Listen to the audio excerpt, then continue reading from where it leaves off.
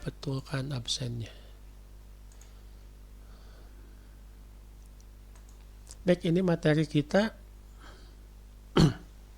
Ya lengkapnya sih perancangan UI UX ya. Nah, singkat saja kita fokusnya sekarang ke perancangan user interface atau UI. Apa ininya apa konsepnya ya. Kalau dari buku Alan Dix ya, Human Computer Interaction, user interface katanya disebutkan sebagai tempat ya, is the space where interaction between human and machines occur ya. Interaksi antara manusia dan mesin itu terjadi. The goal of this interaction is to allow effective operation. Tujuannya adalah supaya operasi ya apapun yang dilakukan atau tujuan atau apa fungsi dari aplikasinya itu bisa berjalan efektif. And control of the machine from the human end ini juga bisa berjalan efektif ya. Anda bisa mengontrol, mengendalikan ya mesin dalam hal ini adalah komputer ya, apapun bentuknya. While the machine simultaneously feedbacks information that aids the operator decision making process. Nah, ini juga sarannya di mana mesin itu secara simultan terus-menerus itu memberikan feedback informasi ya, bukan hanya dalam bentuk tulisan saja, tapi yang mengacu kepada interaksi ya yang dapat menolong operator atau user melakukan decision making proses pengambilan keputusan ya. Itu konsepnya dari user interface. Jadi kata interaksi, kata efektif, kata kontrol ya, feedback ini harus bisa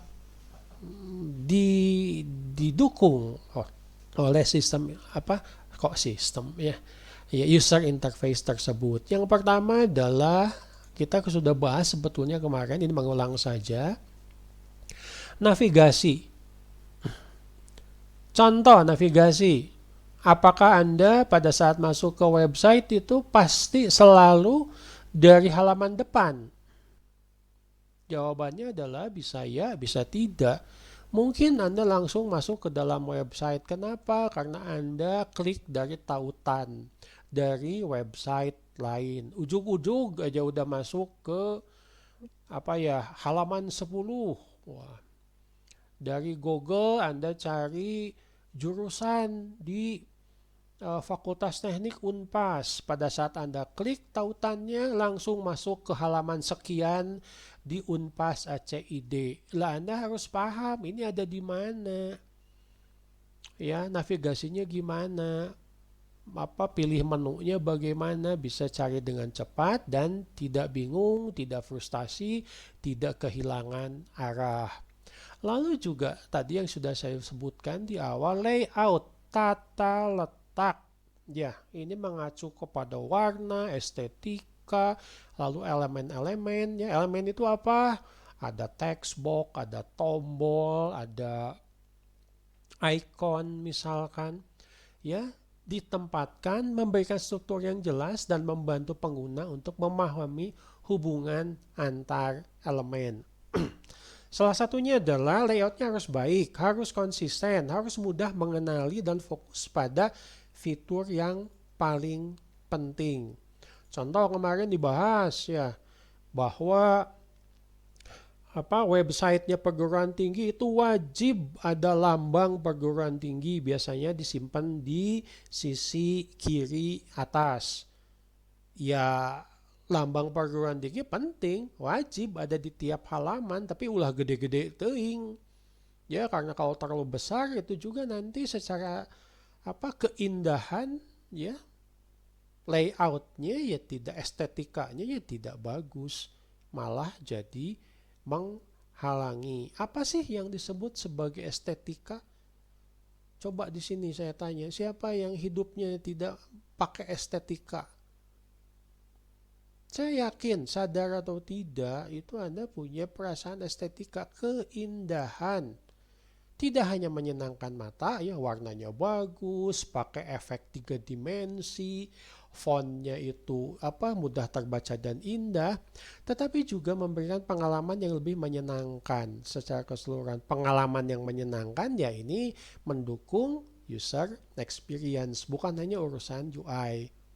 Anda akan merasa lebih nyaman, lebih terhubung dengan aplikasi atau situs web yang menarik secara visual, tapi mudah digunakan, mudah dipahami, yang meningkatkan kepuasan. Ya, jadi UI ini mendukung UX dengan memanfaatkan 3 komponen ini, navigasi, layout, dan estetika. Baik, kita mulai ya, ada 4 komponen, termasuk juga ada konsep yang disebut sebagai affordance. Tujuannya adalah supaya kita nanti mudah paham, mudah menggunakan. Yang pertama, perancangan navigasi. Widget. Wah, apa sih widget itu? Widget. Ya, singkatan dari window gadget. Window gadget itu apa? Ada menu, ada tombol, ya, berbagai macam pilihan, dan mungkin tindakan-tindakan tertentu yang diperlukan, yang biasanya umum ada dalam sebuah sistem Windows, apapun mereknya. Saya sekarang pakai Zoom Meeting. Zoom Meeting ini standar Windows-nya ada apa? Minimize, maximize. Itu apa? Widget. Minimize, maximize, dan close. Ya, ini mendukung yang kedua, Windows. Bagaimana nanti Anda bisa menemukan hal di layar dan pengelompokan tombol yang logis. Apa sih Pak pengelompokan tombol yang logis? Ini nanti bisa dikaitkan dengan struktur informasi, contohnya dalam menu. Menu file. Di bawahnya submenu file itu adalah segala macam fungsi yang berkaitan dengan file. Jangan yang lain-lain. Nggak boleh ada edit di file. Ada open, iya. Ada save, iya. Ada print, iya. Nah, itu berarti pengelompokannya logis. Anda mau bikin website e-commerce, ya, isinya misalkan di menunya ada yang mau belanja pakaian, diklik menunya ada kaos atau t-shirt, ada kemeja, ada celana panjang, mendadak ada barang elektronik. Lah orang kan jadi bingung. Kok di atasnya pakaian, di bawahnya ada barang elektronik. Artinya apa? Pengelompokannya tidak logis. Ada navigasi, tadi kita sudah bahas. Lalu juga ada lingkungan. Bagaimana misalkan satu aplikasi bisa mudah dipakai di aplikasi lain. Contohnya yang paling gampang apa? Copy paste.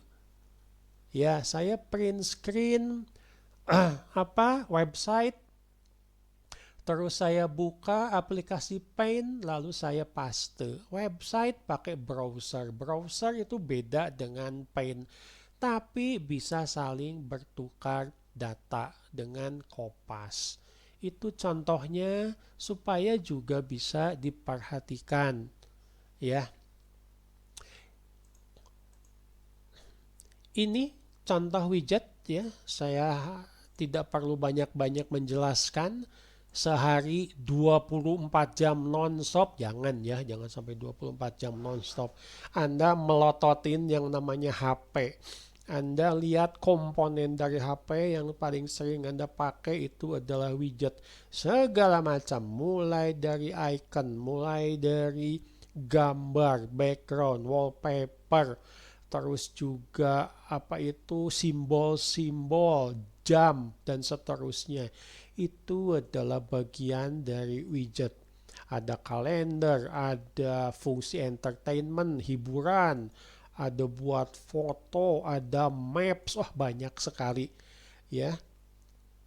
Ini contoh saja widget yang ada di Windows 11. Ya, silahkan Anda bisa lihat widget di sistem operasi lain ya ataupun Windows untuk versi yang lain.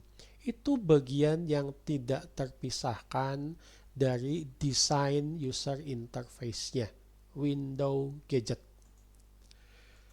Lalu navigasi struktur global aplikasi ya, contohnya paling umum itu adalah menu. Ini saya print screen dari aplikasi Photoshop. Kenapa? Ya karena saya sering pakai Photoshop ya, mengolah apa itu foto sebelum dipublish di blog. Ada yang namanya hierarki. Menu utama, terus sub menu, terus sub menu. Coba perhatikan apa ini? Apa sub menu ini sub menu. Terus kalau ada yang panah di sebelah mengarah ke sebelah kanan, berarti ada sub menu. Ya, tapi untuk interaksi yang baik, biasanya cukup sampai dengan sub menu. Menu utama, sub menu, dan biasanya sampai dengan sub menu. Jangan sampai ada sub menu. Wah, itu nanti terlalu kompleks dan menutupi layar. Ingat, ada constraint. Menu seperti ini biasanya dipakai untuk tampilan di komputer atau di laptop. Kalau di HP itu pakai menu yang jauh lebih simpel. Lalu contohnya seperti skenario yang kita bahas minggu lalu, ada navigasi dialog struktur global yang harus bisa Anda buat, Anda rancang, bukan hanya misalkan menu saja, tapi bagaimana menu itu bisa dimanfaatkan dan terhubung dengan fungsi-fungsi lainnya. Tunjukkan dari mana mengarah kemana. Tunjukkan apa yang terjadi dan kapan. Ya, termasuk kalau ada pencabangan. Ya, Anda mau copy file, ternyata filenya rusak. Retry, ignore, cancel. Anda mau milih yang mana? Mau coba lagi? Ya pilih retry. Mau dibatalkan? Ya cancel. Ya, atau yang lain, tapi biasanya tidak banyak ya. Anda mau menghapus file, keluar perintah, Anda benar mau menghapus hal ini? Are you sure to delete this file? Yes, no. Itu adalah pencabangan. Bisa yes, bisa no. Ini biasanya berkaitan dengan function atau tugas. Ya, ini contoh dari menu utama misalkan ya. Bisa ini administrator misalkan, bisa nambah user, bisa remove user atau menghapus user. Nah, perancangan layout ada 3 prinsip yang harus Anda ikuti, wajib ya. Yang pertama adalah ini berkaitan tentu saja dengan interaksi. Harus ditanyakan kepada user, apa sih yang Anda lakukan? Anda tuh mau apa? Saya mau bikin aplikasi ini. Apakah Anda mau belajar, mau main game, mau ngeprint, mau kopas? Ya. Nah, setelah Anda paham apa saja yang ingin dilakukan oleh user, pikirkan. Jadi kenapa tadi saya menyuruh Anda untuk latihan analisis dari user interface yang sudah ada? Ya, maksudnya adalah Anda coba pikirkan apa sih informasi yang dibutuhkan oleh pengguna? Kalau berhasil login bagaimana?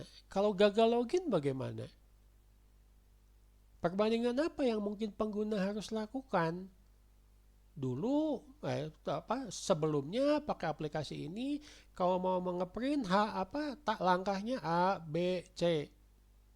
Sekarang bagaimana? Ya harusnya konsisten. Dan tujuannya apa? Saya mau ngetik. Wah, berarti aplikasinya aplikasi untuk ngetik. Apa yang dibutuhkan pengguna? Ya tampilan dari hasil ketikan oleh pengguna. Baru setelah tahu apa hasil analisisnya, Anda ikuti form desain mengikuti fungsi. Fungsi sekarang ada fungsi utama, ada fungsi pendukung. Ya, Word. Fungsi utamanya buat ngetik. Fungsi pendukungnya apa? Misalkan bisa menyisipkan foto. Ya, itu fungsi pendukung, bukan fungsi utamanya. Ya, mungkin bisa mengedit foto, tapi sangat terbatas. Kalau benar-benar mau bisa mengedit fotonya apa itu sangat kompleks, ya pakai aplikasi yang memang fungsi utamanya itu untuk edit foto. Tanyakan, pikirkan, baru Anda buat desain UI-nya.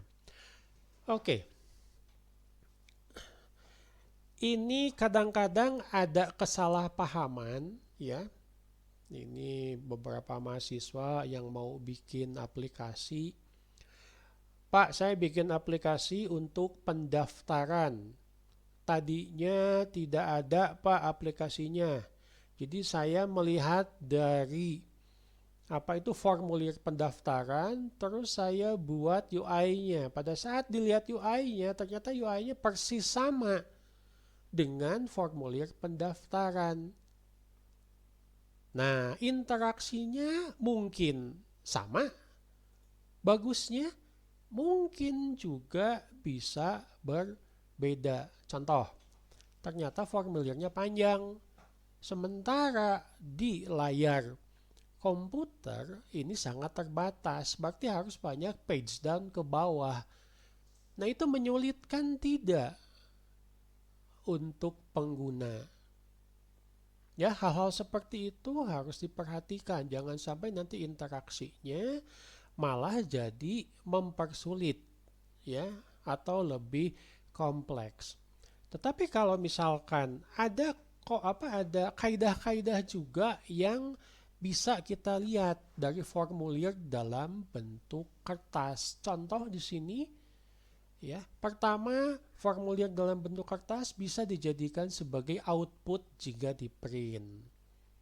Tata letaknya juga, visualnya, penggunaan warna, pengelompokan dan struktur, pengelompokan kelompok dan item, dan termasuk juga dekorasi. Dekorasi ini contohnya, ya, lambang Unpas di web itu dekorasi, ya. Alignment. Anda kalau ngetik di di Word, alignmentnya suka disetting tidak? Supaya lebih rapih. Ya? Rata kiri kanan. Lalu spasinya. Supaya bukan cuma lebih rapih ya, tapi supaya hasil tulisan Anda nanti lebih mudah terbaca.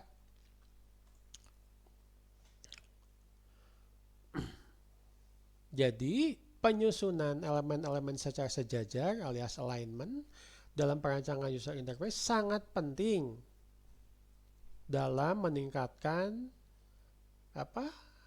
UX ya, user experience.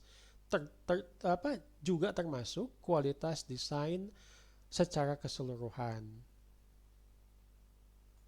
Nih, saya tanya, kalau Anda ngirim laporan atau mengumpulkan laporan sudah di print ke dosen, terus Anda tidak pedulikan alignment-nya, itu kira-kira pendapat dosennya gimana ya?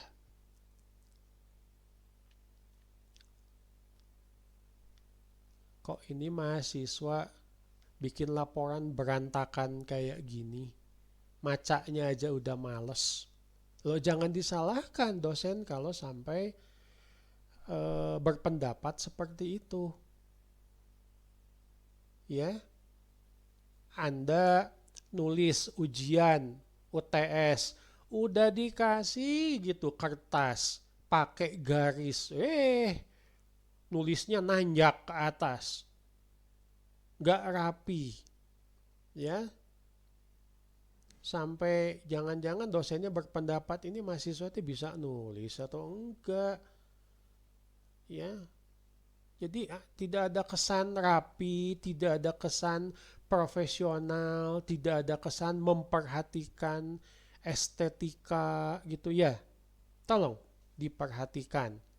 Urusan, ya contoh saja urusan ujian, bukan soal urusan hanya Anda menjawab benar atau salah, tapi juga urusan bagaimana misalkan apa itu kerapihan dan keterbacaan. Ya, sekali lagi saya ingatkan, percuma jawabannya benar juga kalau ternyata tulisannya itu tidak terbaca atau tidak rapi sehingga tidak terbaca. Ini contoh, ya. Kenapa namanya harus ditulis seperti nomor 2 dan nomor 3? Ini kerapihan. Anda nanti nulis nama misalkan di referensi dalam penulisan. Itu dalam standar internasional harus dibedakan antara nama depan, nama tengah, dan nama di belakang. Ya, ada standarnya. Kenapa yang nomor 2 dan 3 ini benar? Nih, tolong perhatikan. Kalau Anda pakai nomor 1, besar kemungkinan bacanya salah. Kenapa? Karena terlalu panjang. Ini menu contohnya.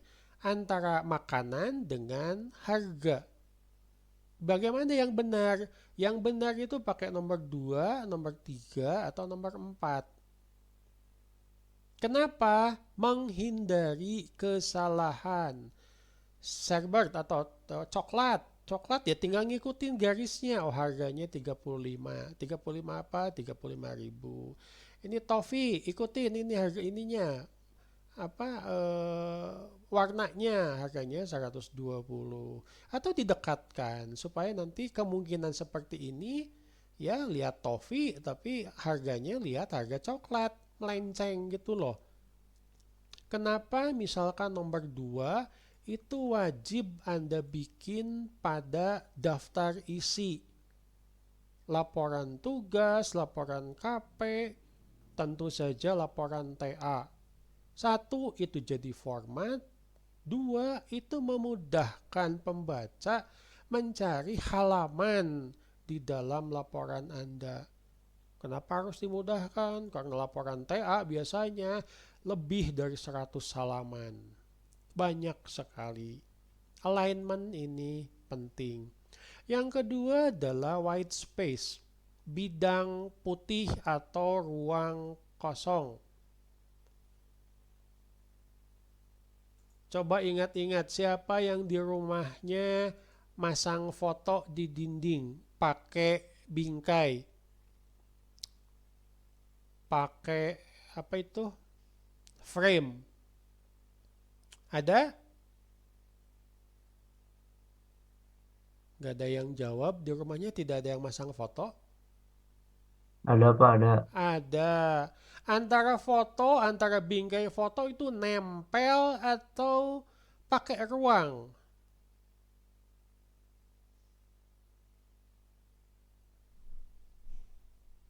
Gak ada yang jawab lagi, bingung?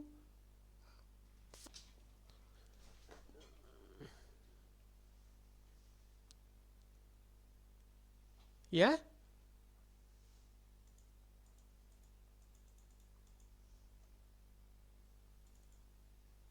Halo?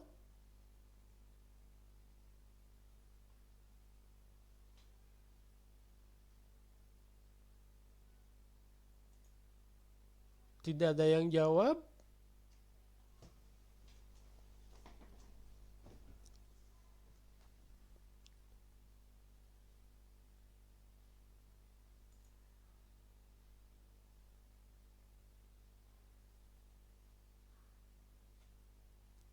Saya tanya, kalau Anda di rumah masang foto di dinding, Antar foto itu ada ruang kosong atau nempel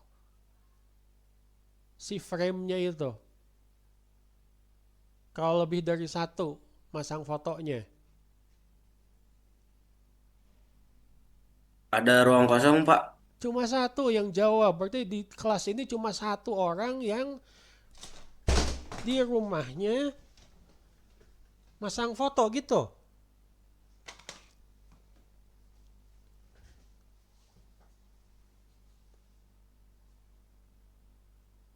Nggak ada yang mau jawab, tidak suka berinteraksi dengan saya. Saya Maaf gak ada Pak, foto di rumah, Pak. Gimana? Kalau saya gak masang foto di rumah, Pak. Nggak masang foto. Kenapa? Dosa besar. Ya terserah ya kalau Iya. kepercayaannya seperti itu. Ya. Ini berkaitan dengan estetika ya, supaya tata letaknya jadi indah. Kalau Anda masang gambar di dalam laporan TA, ya tolonglah pakai jarak antara gambar misalkan dengan tulisan, jangan nempel. Itu yang disebut sebagai white space. Supaya apa? Ya supaya estetika, supaya orang itu mudah membedakan antara satu komponen dengan komponen yang lainnya, untuk memisahkan, untuk memperjelas struktur, untuk menonjolkan atau memperjelas apa yang ada misalkan dalam tulisan. Ini contoh ya, bukan artinya saya pro koran luar negeri, bukan. Ini contoh saja yang cukup bagus ya. Ini websitenya berita bagaimana gambar-gambar ini ditata tapi tetap tidak nempel, dan jaraknya juga persis sama, rapi, alignment, dan sekarang ditambah white space. Kayaknya gampang ya, tapi ternyata ada beberapa juga yang punten ya. Selera estetikanya, kerapihannya juga perlu diasah lagi. Selanjutnya adalah perancangan penampilan. Bagaimana sedapat mungkin orang itu mudah memahami, mudah mencari, terutama mencari. Ini contoh. Anda ngebuka mau mencari file.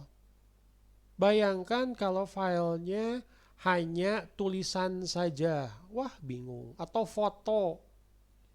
Bagaimana misalkan di dalam Windows ya, file itu ikonnya bisa kelihatan.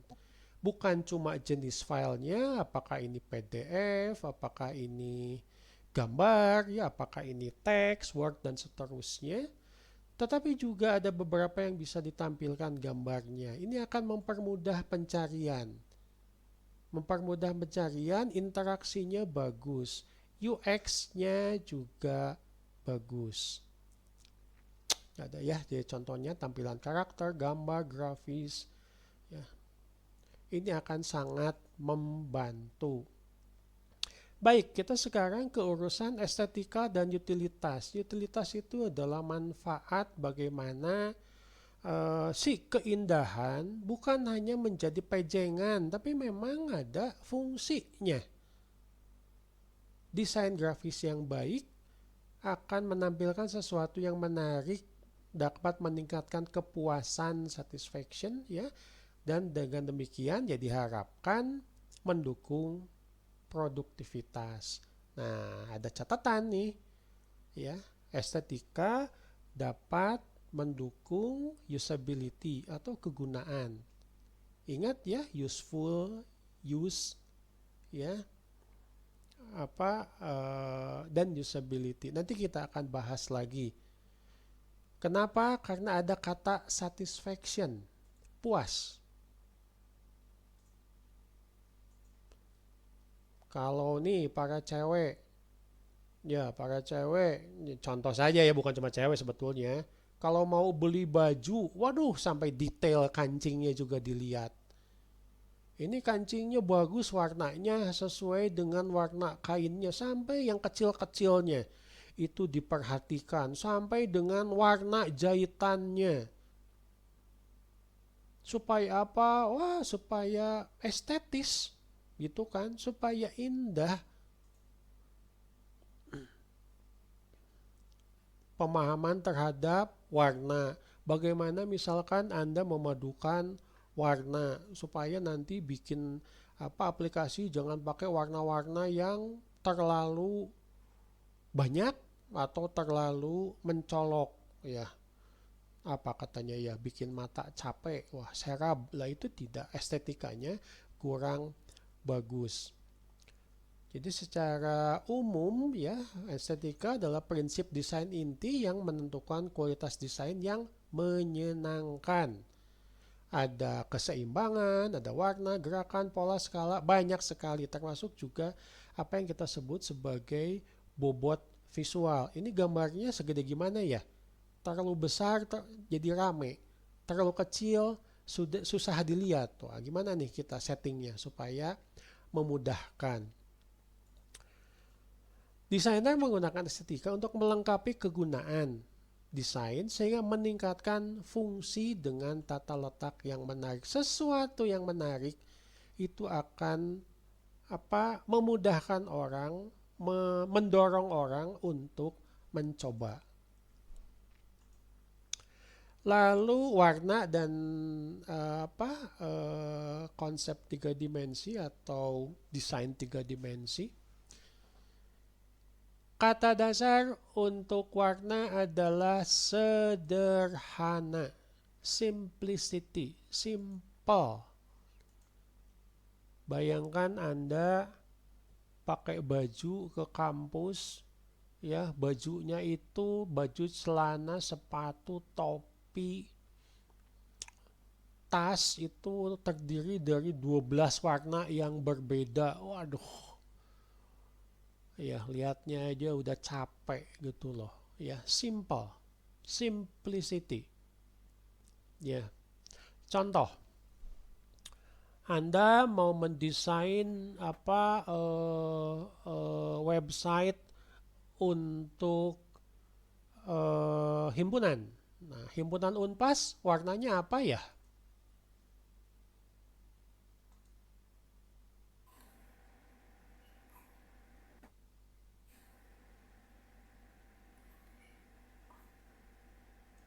Coba lihat jaket himpunan warnanya apa ya? Hijau, Pak. Warna hijau, Pak. Hijau. Artinya apa? Kalau Anda bikin website untuk himpunan Unpas tapi tidak ada warna hijaunya, aneh nggak? Sepertinya sederhana. Ya, tapi ini bagian dari desain yang me, mewakili sebuah organisasi. Aneh rasanya ada desain katanya dari Bank Mandiri tapi nggak ada warna biru. Aneh rasanya desain dari PT Pos tapi nggak ada oranye. Ya, itu contoh-contohnya. Bagaimana faktor-faktor fisik ini akan bisa bukan hanya mudah dibaca ya, bisa mengubah perspektif. Tetapi juga misalkan tadi contohnya Anda bikin website himpunan Unpas, kalau satu layar hijau semua, lah itu juga terlalu norak kali ya. Betul. Kalau hijau semua berarti tulisannya mesti hitam. Wah, hese dibaca. Secukupnya saja. Mungkin cuma garis di atas. Mungkin cuma hanya berfungsi seperti aksen gitu loh. Ya. Tetapi harus hadir. Untuk interface ini macam-macam. Salah satu yang umum digunakan adalah bentuk spreadsheet. Ini contoh ya, bagaimana misalkan jadwal mengajar dosen ditampilkan Tapi ini situ versi lama, tapi tidak jauh berbeda dengan situ sekarang. Anda perhatikan ya, pemanfaatan warna misalkan untuk judul ya, pemanfaatan garis jika misalkan dosennya mengajar lebih dari satu kelas supaya nanti dosen tidak salah membaca, tidak salah menilai. Pakai garis, pakai warna, bentuknya seperti spreadsheet. Ada baris, ada kolom. Atau mungkin juga saya ingin melihat nilai mahasiswa capaiannya semester ini. Paling mudah gimana? Pakai grafik. Mau grafik batang, mau grafik apa apa ini teh? Pie ya, yang ini yang sebelah kanan, grafik pie. Saya pengen tahu nih supaya cepat dari sekian banyak mahasiswa yang saya ajar, berapa persen yang tidak lulus misalkan. Data tersebut bisa diterjemahkan menjadi grafik, menjadi tampilan yang lebih memudahkan untuk interaksi sesuai dengan kebutuhan. Ini bagian ya. Di situ dosen bisa diperlihatkan grafik-grafik yang diperlukan sesuai dengan misalkan pengajaran atau kuliah. Atau mungkin Anda butuh real time numeric atau information presentation. Paling gampang apa? Kalender. Di rumah Anda masih ada yang punya kalender kertas yang ditempel di dinding? Masih ada? Ada, Pak. Punya. Masih, Pak. Bentuknya seperti ini enggak? Mirip seperti ini tidak? Tampilan angka tanggalnya. Pasti mirip. Karena ini mencontoh dari kalender. Ini mencontoh dari kompas. Siapa yang seumur hidup belum pernah pegang kompas? Yang punya smartwatch ya sekarang ada kompasnya. Yang punya HP ada aplikasi kompasnya. Anda mau sholat, ini nggak tahu kemana kiblat, utara aja nggak tahu, ya. Tinggal aktifkan Maps, tinggal aktifkan kompas dengan mudah. Nah, desain untuk tampilan user interface kompas itu benar-benar copy paste dari kompas yang berbentuk fisik dengan harapan orang yang menggunakannya mudah memahami, mudah menggunakan, mudah mempelajari. Ini salah satu dari sekian banyak cara Anda merancang yang namanya user interface. Ini misalkan aplikasinya digunakan di pabrik atau di mana ini Botanic Garden, ya di kebun raya. Biasanya bentuknya fisik ya seperti seperti speedometer di motor Anda, di copy ke sini supaya nilai-nilai itu perubahannya segera bisa diantisipasi dan dipahami oleh yang menggunakan aplikasi. Ya, jadi kalau bahasa Sunda nama kumaha we carana supaya user itu mudah paham.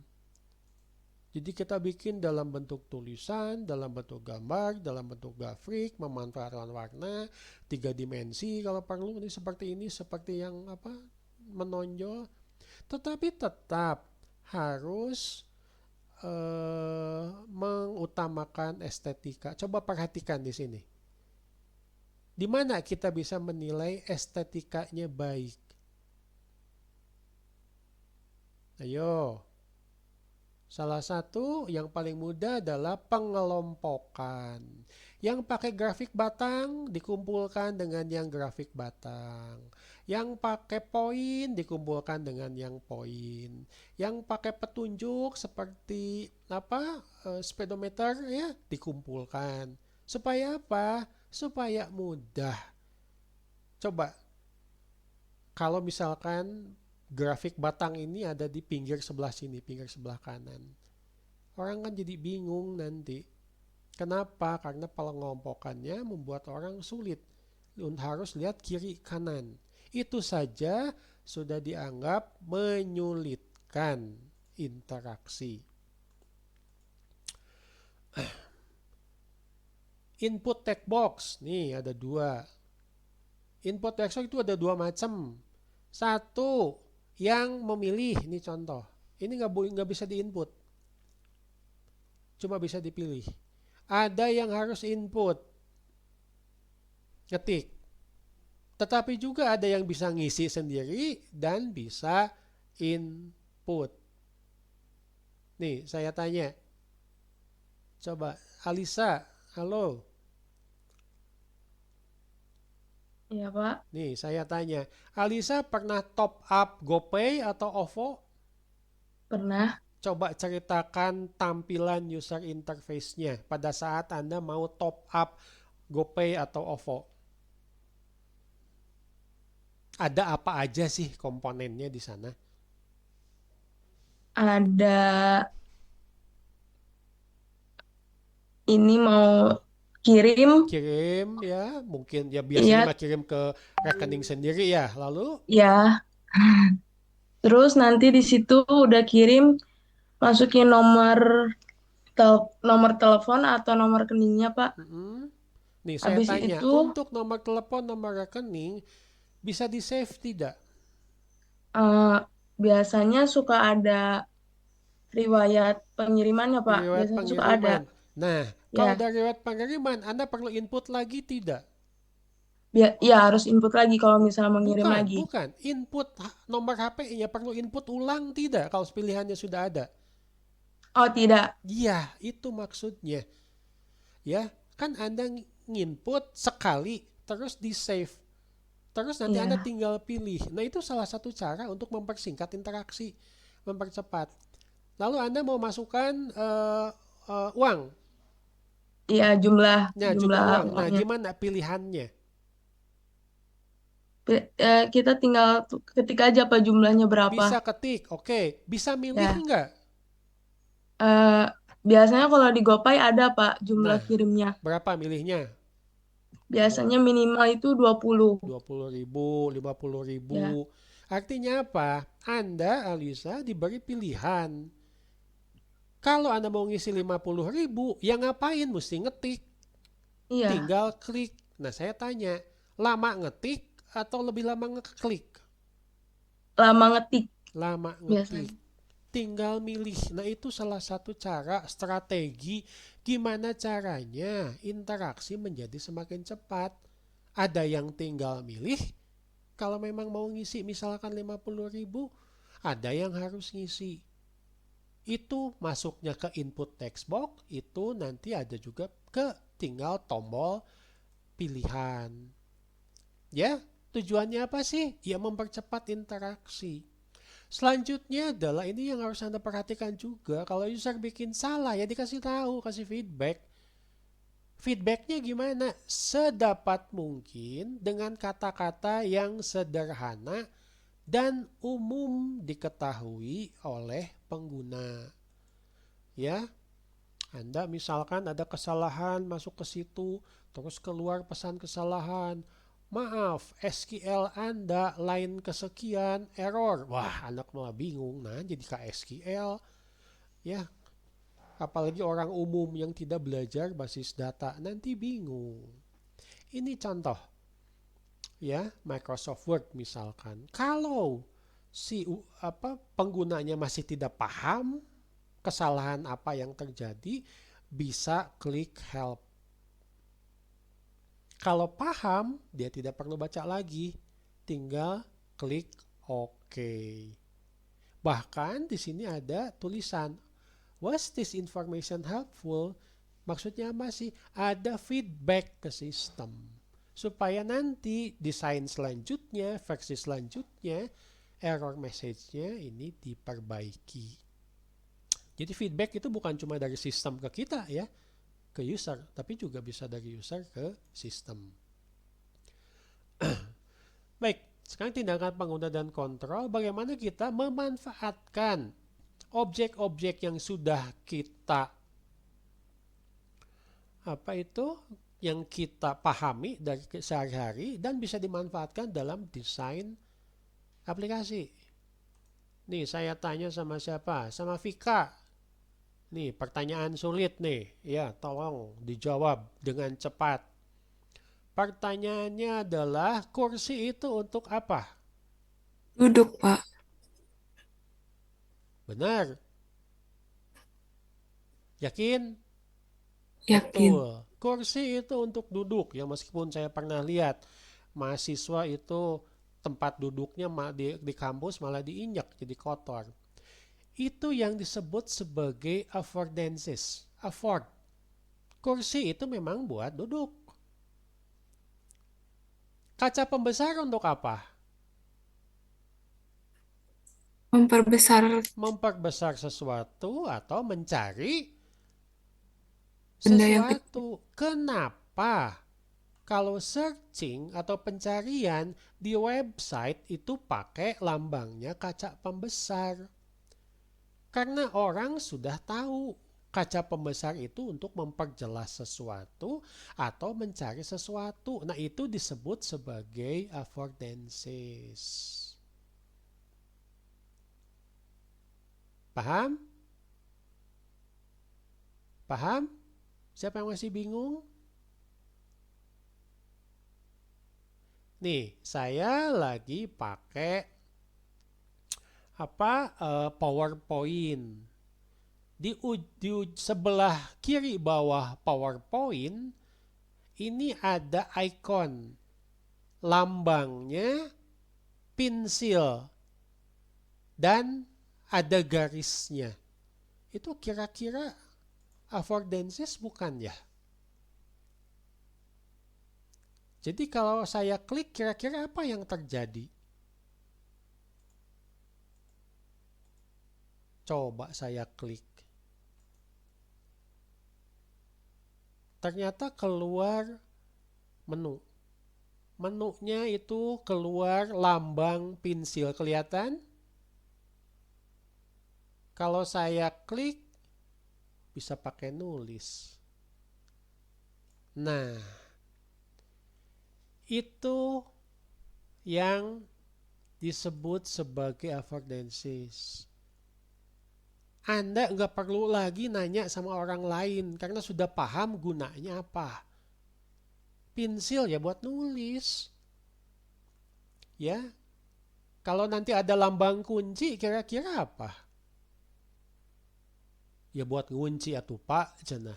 Ya, jadi kalau Anda klik mungkin nanti aplikasinya bisa di lock. Oke, nah ini yang kita manfaatkan menurut Bapak Norman, ya, Don Norman, the perceive of actual property of the thing. Persepsi Anda mengenai kegunaan atau properti dari benda tertentu, primarily those fundamental property that determine just how the thing could possibly be used. Bagaimana properti tersebut, benda tersebut memang dimanfaatkan, gunanya untuk apa? Kursi buat duduk, ya. Terus misalkan pensil buat nulis. Itu yang disebut sebagai affordances, ya. Ininya kok kalau bisa dipilih. Wah, saya mau hapus aja ini. Ya, udah. Tuh. Baik. Affordances itu kalau dari sisi skemanya, apa yang Anda pahami, persepsikan di dunia nyata gunanya, ya, termasuk manfaatnya, Anda buat dalam user interface menjadi tujuan tertentu, dan di mana nanti aksinya akan Anda cek sebagai sebuah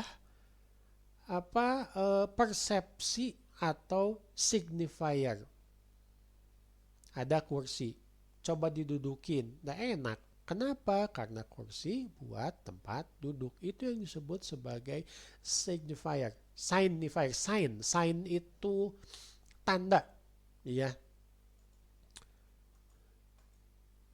Ini contoh. Tolong perhatikan ini, tombol.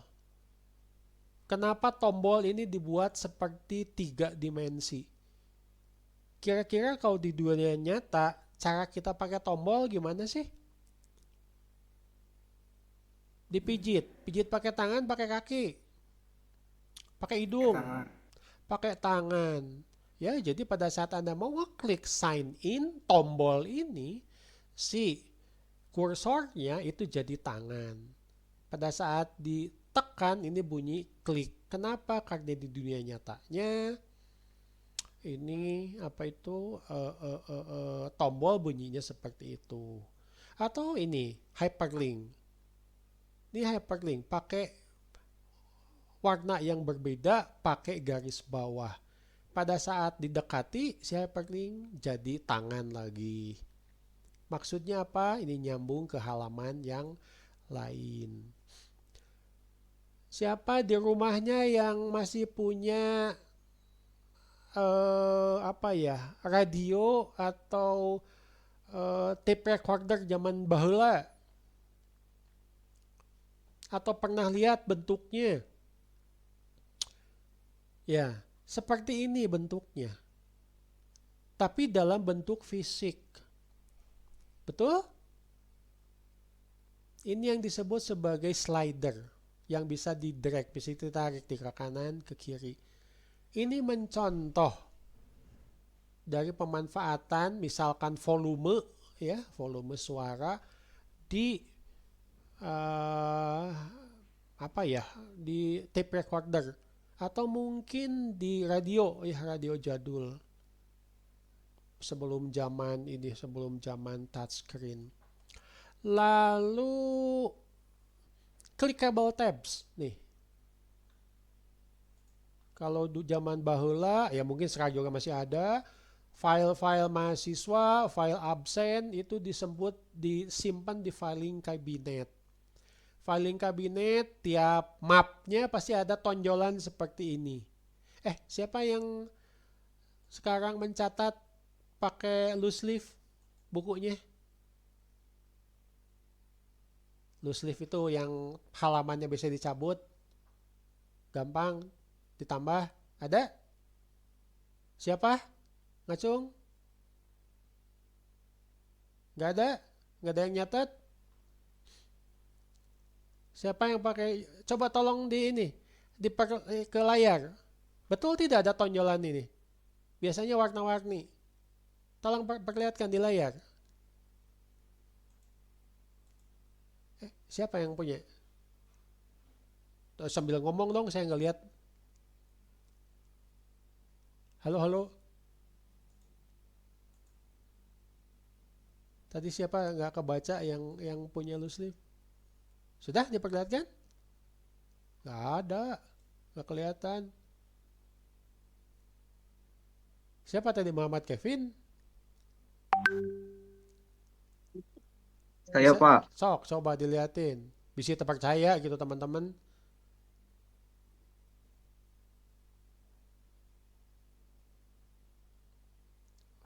Ya waktu saya kuliah, satu buku itu biasanya buat 3 mata kuliah. Tapi dengan mudah. Kenapa? Karena pakai tab seperti ini. Ya, Anda tinggal buka gitu loh. Nah ini konsepnya itu dipakai di user interface. Istilahnya adalah clickable tab. Tab yang bisa diklik maksudnya gitu loh.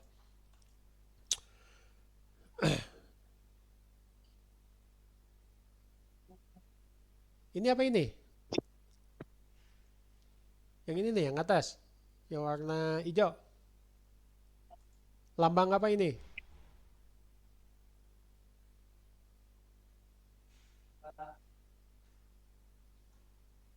Halo, halo. Aduh, kelas ini pendiam sekali ya.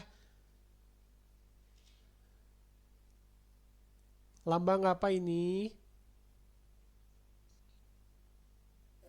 Baterai, Pak.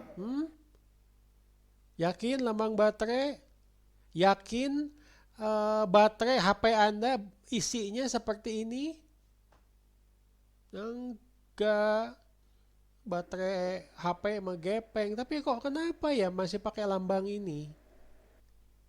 Karena lambang ini cukup akrab ya dengan Anda. Betul? Betul, Pak. Ya, meskipun sekarang semuanya sudah pakai HP, tapi ternyata masih banyak yang pakai baterai. Ya, buat center, buat remote, ya. Baterai itu tempat listrik. Jadi orang tidak akan salah paham lagi kalau pakai lambang seperti ini. Ini misalkan ada slide kunci. Betul tidak kalau kunci seperti ini? Kunci slot ya. Nah, ini dicontoh. Kalau digerakkan ke sebelah kanan kunci, gerakan ke sebelah kiri ini tidak kunci. Ini contoh juga kalau zaman baheula yang namanya SPBU atau speedometer pakai spinable. Ya. Anda mungkin pernah pakai kunci gembok yang pakai kombinasi angka. Kurang lebih seperti ini. Ini bisa Anda setting ke atas ke bawah, dicontoh. Lalu universal setting icon. Ini kira-kira setting ini gambar apa sih?